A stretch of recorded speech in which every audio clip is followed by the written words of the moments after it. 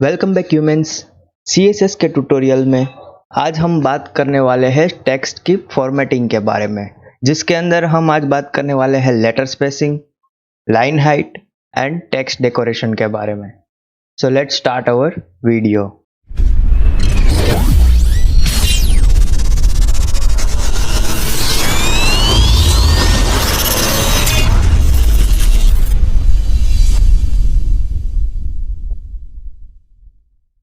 तो हम हमारी VS कोड की स्क्रीन पर आ चुके हैं।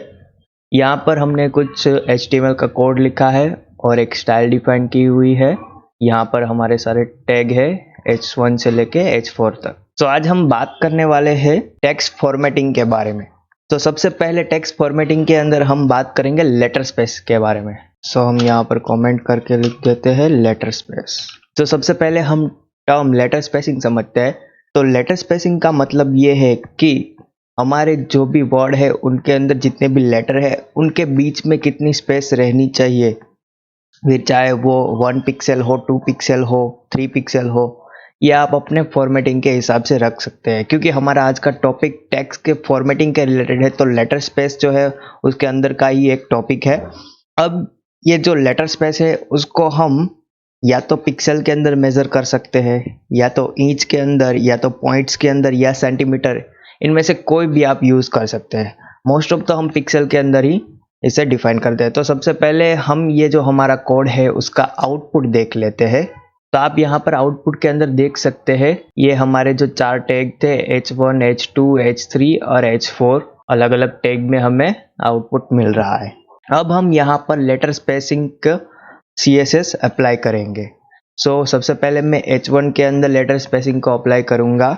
लेटर स्पेसिंग, इसके अंदर मैं 2 पिक्सल का लेटर स्पेस रखूंगा। फिर यहाँ पर मैं H2 के अंदर 2 इंचेस का स्पेस रखूंगा, H3 के अंदर 2 पॉइंट्स का, और H4 के अंदर 2 सेंटीमीटर्स का। तो अब हम इसे सेव करके देखते हैं, हमें इन सभी में अलग अलग तरह की स्पेस मिलेगी। सबसे पहले तो मैं इसको कमेंट कर देता हूँ ताकि ये आपको डिस्टर्ब ना करे। तो इसको मैंने कमेंट कर दिया। अब यहाँ पर मैं आपको इन चारों का दिखाता हूँ आउटपुट। तो आप देख सकते हैं मेरे वर्ड्स कुछ अलग ही तरह से दिख रहे हैं मेरे को। ये जो हमारा है वो H1 टैग है, जिसके अंदर हमने रखा था 2 पिक्सल का डिफरेंट। यहाँ पर 2 पिक्सल की लेटर स्पेसिंग हो रही है। ये जो है हमारा सेकेंड टैग H2 है, जिसके अंदर हमने 2 इंचेस का डिफरेंट रखा था, यानी कि एक लेटर के बाद 2 इंचेस जितनी स्पेस छूटेगी और फिर दूसरा लेटर आएगा। उसी तरह से यहाँ पर ये H3 टैग है, जिसके अंदर हमने 2 पॉइंट्स का डिफरेंट रखा था, और उसी तरह से ये हमारा लास्ट वाला जो H4 टैग है उसके अंदर हमने 2 सेंटीमीटर का डिफरेंट रखा था। तो आपको ये समझ में आ गया होगा कि लेटर स्पेस कैसे काम करता है। तो ये बात थी हमारी लेटर स्पेसिंग के बारे में। तो अब हम बात करने वाले हैं लाइन हाइट के बारे में। तो सबसे पहले लाइन हाइट टर्म समझते हैं।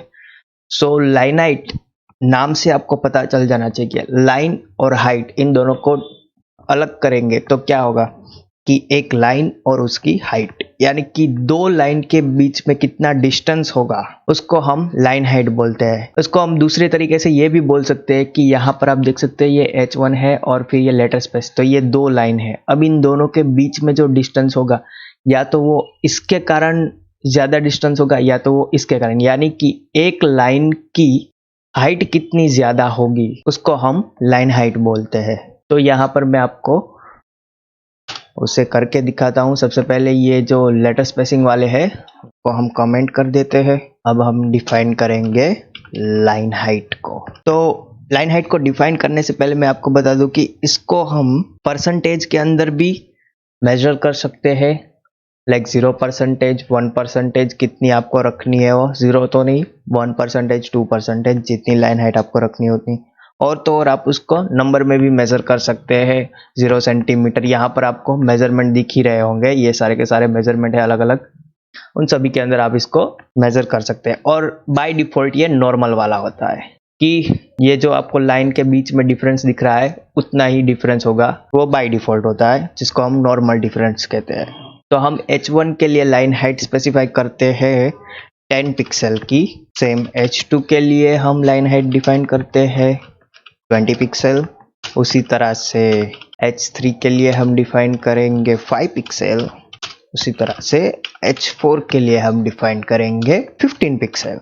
सो हम इसको सेव करते हैं और आउटपुट में देखते हैं। तो आप देख सकते हैं यहाँ पर मुझे ये स्पेसिंग दिखाई दे रही है अलग अलग तरीके से, बट ये अंडरस्टैंडेबल नहीं है, मतलब कि हमें इतना डिफरेंस नहीं दिखाई दे रहा है कि इन दोनों लाइन के बीच में कितना स्पेस है। तो उसके लिए मैं स्पेसेस थोड़ी बढ़ा देता हूँ। लाइक यहाँ पर 10 पिक्सल है, उसके बदले में कर देता हूँ 40 पिक्सल, यहाँ पर 80 पिक्सल, यहाँ पर 20 पिक्सल और यहाँ पर 35 पिक्सल। सो अब हम देखते हैं क्या मिलता है हमें। तो अब हमें ये क्लियरली पता चल रहा है कि ये दोनों लाइन के बीच का डिफरेंस जो है वो 40 पिक्सल का है, इन दोनों के बीच का 80 पिक्सल का है। तो अब तक हमने टेक्स्ट फॉर्मेटिंग के लिए दो टॉपिक की बात कर ली, लेटर स्पेसिंग और लाइन हाइट के बारे में। तो अब हम बात करने वाले टेक्स्ट डेकोरेशन के बारे में। सो टेक्स्ट डेकोरेशन टर्म समझते हैं। टेक्स्ट डेकोरेशन यानी कि यहाँ पर जो मैंने लिखा है लाइन हाइट 40 पिक्सल, तो ये मेरा एक टाइप से पूरा टेक्स्ट है, यानी कि एक सेंटेंस है। तो इसको डेकोरेट करना है। तो डेकोरेट करने के लिए या तो मैं इसके नीचे अंडरलाइन करूंगा या ओवरलाइन करूंगा या इसके बीच में से लाइन डालूंगा, यानी डिलीटेड टेक्स्ट जैसा कुछ हो जाएगा। तो ये जो हमने कहा वो एक टाइप से टेक्स्ट डेकोरेशन हो गया। इसका एक बहुत अच्छा यूज़ है जो मैं आपको बाद में बताऊंगा। सबसे पहले मैं इसके अंदर क्या क्या चीज़ है वो दिखाता हूँ। तो टेक्स्ट डेकोरेशन के अंदर हम 4 टाइप से टेक्स्ट को डेकोरेट कर सकते हैं। पहला है नन।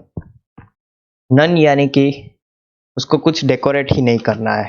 फिर दूसरा है अंडरलाइन।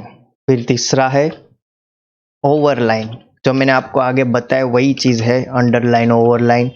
और चौथा है लाइन थ्रू, यानी कि डिलीटेड टेक्स्ट जैसा कुछ दिखेगा हमें लाइन थ्रू। तो ये जो 4 टाइप है वो हम टेक्स्ट डेकोरेशन के अंदर यूज़ करते हैं।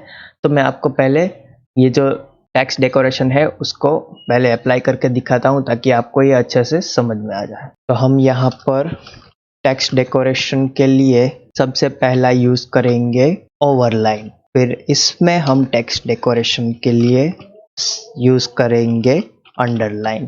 फिर इसके अंदर हम टेक्स्ट डेकोरेशन के लिए यूज़ करेंगे लाइन थ्रू। और जो लास्ट है उसके अंदर हम नन ही रखेंगे टेक्स्ट डेकोरेशन को।